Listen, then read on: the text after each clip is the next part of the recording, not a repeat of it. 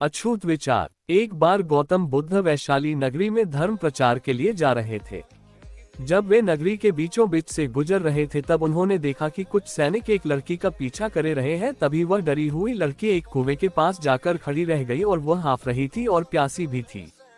तभी बुद्ध ने उस बालिका को अपने पास बुलाया और कहा कि वह कुएं से पानी निकाले और स्वयं भी पिए और उन्हें भी पिलाए। इतनी देर में वह सैनिक भी वहां पहुंच गए। बुद्ध ने उन्हें हाथ के संकेत से रुकने के लिए कहा। बुद्ध की बात सुनकर लड़की ने कहा, महाराज मैं एक अछूत लड़की हूँ और मेरे कुएं से पानी निकालने पर जल दूषित हो जाएगा। तभी बुद्ध ने उससे फिर कहा, बालिका बहुत जोर की प्यास लगी है, पहले तुम पानी पिलाओ।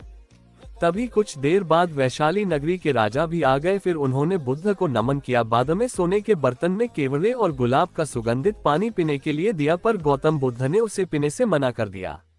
बुद्ध ने एक बार फिर बालिका से अपनी बात दोहराई। इस बार बालिका ने साहस के साथ कुएं से पानी निकाला और स्वयं भी पिया और गौतम बुद्ध को भी दिया। और पानी पीने के बाद बुद्ध ने बालिका से उसके भय का कारण पूछा।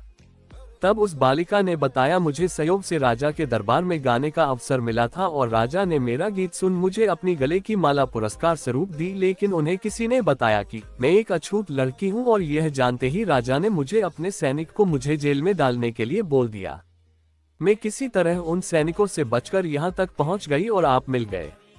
इस पर बुद्ध ने कहा कि सुनो राजन, मैं चाहता हूँ कि आप मेरी इस शब्द को हमेशा याद रखें। कोई भी मनुष्य की पहचान उसके धर्म और जाति से नहीं बल्कि उसके स्वभाव या उसके अच्छे काम से होती है।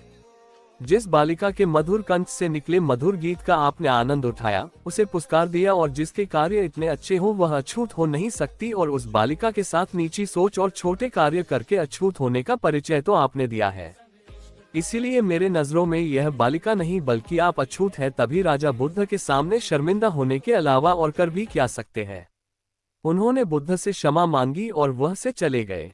सीख। इस कहानी से हमें ये सीख मिलती है कि कोई भी इंसान अपने कार्यों और कर्मों से बड़ा बनता है बल्कि अपने धर्म या जाति से नहीं।